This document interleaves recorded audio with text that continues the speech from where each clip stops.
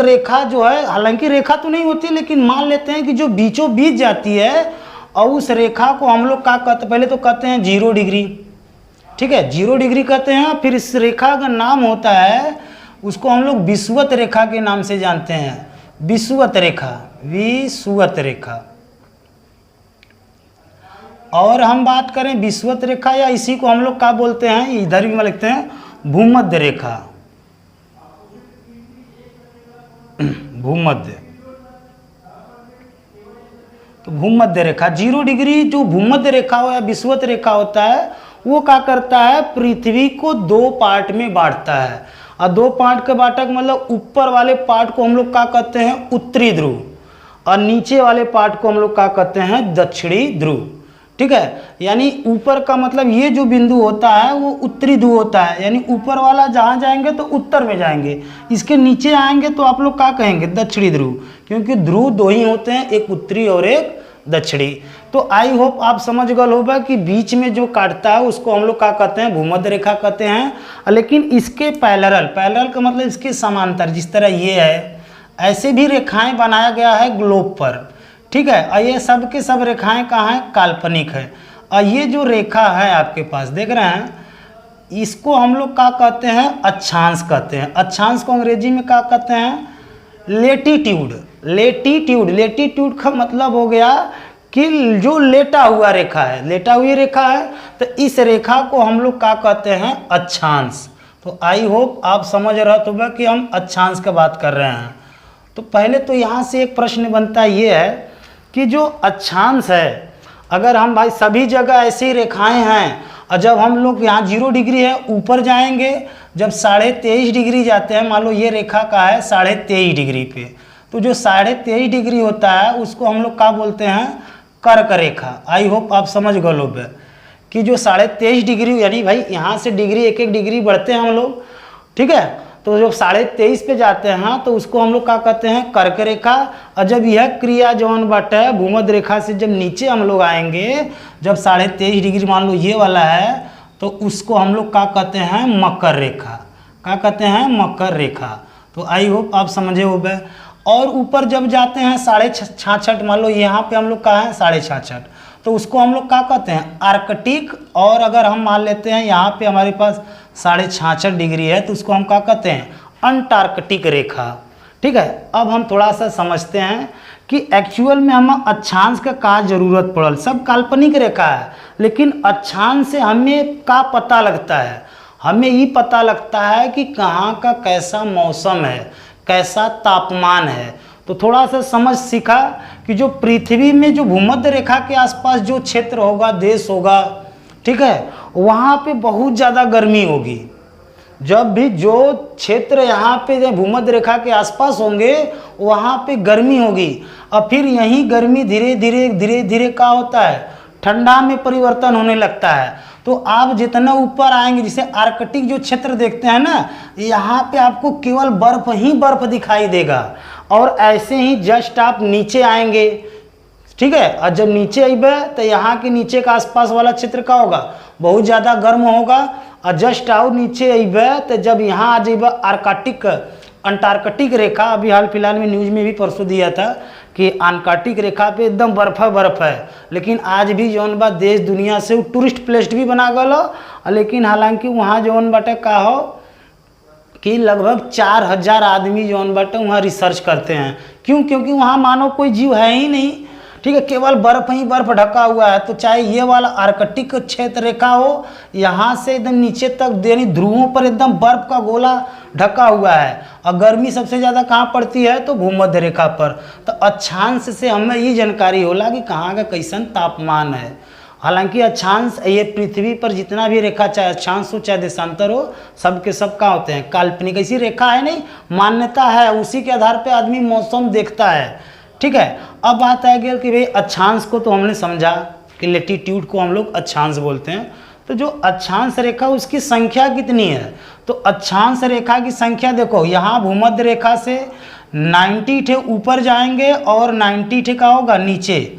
यानी आप समझ गए लो कि जो ये अक्षांश रेखा का संख्या कितना है, 90 ठे नीचे है और 90 ठे ऊपर है। ठीक है, हम तो केवल समझाने के लिए बता रहे हैं। आप 90 टी नीचे 90 टी ऊपर, और टोटल देखा जाए तो कितना होगा अक्षांश रेखाओं की संख्या, तो 180। और कभी काल जो है अगर ऑप्शन पे 180 नहीं दिया, 181 दिया है, तो ये जो 0 अंश वाला देख रहे हैं रेखा, भूमध्य रेखा, उसको भी हम शामिल कर लेते हैं, तो आपका जवाब का हो जाता है 181। यानी अक्षांश की संख्या कितनी है, 181 है। ठीक है, अब अक्षांश में हमने इस समझ पैदा हो गल कि जो हमारा भारत है, क्योंकि हम भारत का भूगोल स्टार्ट करेंगे तो अक्षांश के बारे में जानकारी होनी चाहिए। अब अक्षांश जो है थोड़ा सा हमारा 8 डिग्री 4 मिनट, समझ रहे हैं, 8 डिग्री 4 मिनट पे है। तो अगर मैप की बात कर लें तो इस तरह मान लो यहीं से हमारा भारत गया, अब इधर से, तो इस मैप का देखो, यहाँ से जो पॉइंट होता है भूमध्य रेखा से 8 अंश के यानी 8 डिग्री के का है, वहाँ से स्टार्ट होता है भारत का। तो आप देखते हैं भारत में जो साउथ के लोग होते हैं, जहाँ से स्टार्टिंग नीचे वाला जो तबका होता है, तमिलनाडु वाला क्षेत्र, ठीक है, वहाँ पे लोग क्या होते हैं, काले होते हैं। क्यों? क्योंकि वहाँ गर्मी बहुत ज़्यादा पड़ती है। अब धीरे धीरे जब आप ऊपर आएंगे तो देखा सबसे गोरे कहाँ का रहते हैं, जम्मू कश्मीर लेह लद्दाख का। क्यों?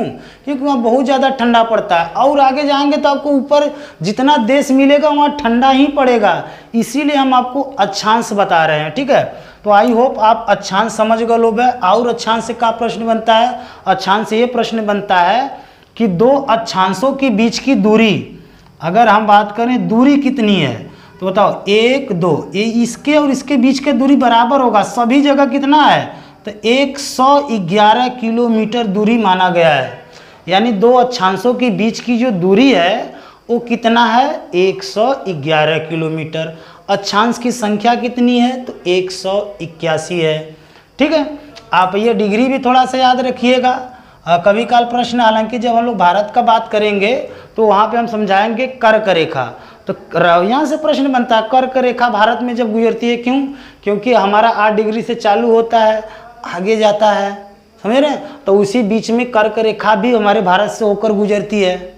ठीक है, और कर्क रेखा पर कौन कौन से राज्य ऐसे प्रश्न बनते हैं उसका चर्चा हम अगले वीडियो में करेंगे। अब हम बात कर लेते हैं भैया कि हमको तो अक्षांश समझ में आ गया। ठीक है, अब हम बात करते हैं देशांतर का, थोड़ा सा समझते हैं। देशांतर का देखो काम क्या होता है, इसका काम होता है समय बताने के अर्थ में कि कहाँ का कितना समय है, समझ रहे हैं। अब समय कैसे पता लगेबे, तो यहाँ से कोरिलेट करोगे, जो देशांतर रेखाएं होते हैं जिसको हम लोग अक्षांश को का लेटीट्यूड, उसको हम लोग लॉन्गिट्यूड कहते हैं, किसको, देशांतर रेखाएं, ये भी काल्पनिक है। और इसकी आकार इस तरह होती है, आप इस तरह बढ़ेंगे, ऐसे आते हैं, तो आपको देर लग रहा है कि हम तो अब ग्लोब टाइप बढ़ रहे हैं। तो आप देखो ऐसी आकृति यानी ऐसे जो रेखाएं हैं उसको हम लोग क्या कहते हैं, देशांतर कहते हैं। और देशांतर का काम का है समय का। तो एक समय, तो भाई एक ही जगह पे समय तो बराबर होंगे नहीं, तो उस समय का देखा गया कि मान्यता के अनुसार लोग, जो वैज्ञानिक उस समय ग्लोब पे काम कर रहे थे, उन लोगों ने क्या किया कि एक स्थान था, उसी को जो है उन्होंने क्या मान लिया, फिक्स मान लिया, जिसको हम लोग क्या बोलते हैं, ये 0 डिग्री। यानी जिस तरह हम यहाँ से 0 देख रहे हैं, अगर आप 0 डिग्री इसको मानते हैं, जिसको हम लोग क्या मानते थे कि ये जो ग्रीनविच, जो लंदन का एक स्थान है ग्रीनविच, उसको जो है हम लोग मान लिए 0 डिग्री। अब 0 डिग्री यहाँ जब मान ले, जब विचार करा, अब इधर जइबे तब और इधर जइबे तब, यानी अब हम बात करें कि पहले जैसे अक्षांश की संख्या होगा तो देशांतर की संख्या कहते हैं। 0 डिग्री के इधर आप देखेंगे देशांतर का संख्या 180 देशांतर इधर है, और 180 देशांतर का होगा, उधर होगा।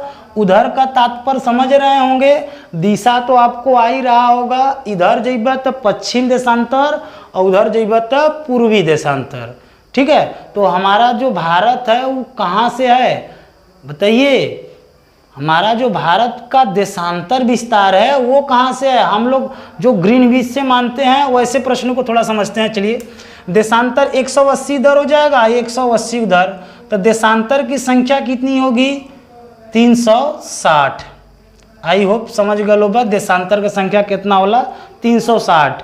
अब देखा, अब देशांतर से अब जैसे दूरी का हम बात करी तो सबसे ज़्यादा जब देशांतर में दूरी कहाँ होता है, तो यही भूमध्य रेखा पर ही होगा सबसे ज़्यादा दूरी। और वो कितना होता है, तो वो दूरी होता है 111.300 मीटर, जौन बा ज़्यादा होला केकर अक्षांश से। और यहाँ पे ध्रुवों पर इसकी दूरी क्या हो जाती है, कम हो जाती है। आप देखो ना, यहाँ पे एकदम कम, यहाँ पे कम। ऐसे ही देशांतर के देखो, यहाँ तो सबसे ज़्यादा होगा फिर कम होगा, लेकिन हम इस तरह बात किए, ठीक है। अब दूरी हो गया देशांतर, और देशांतर का काम का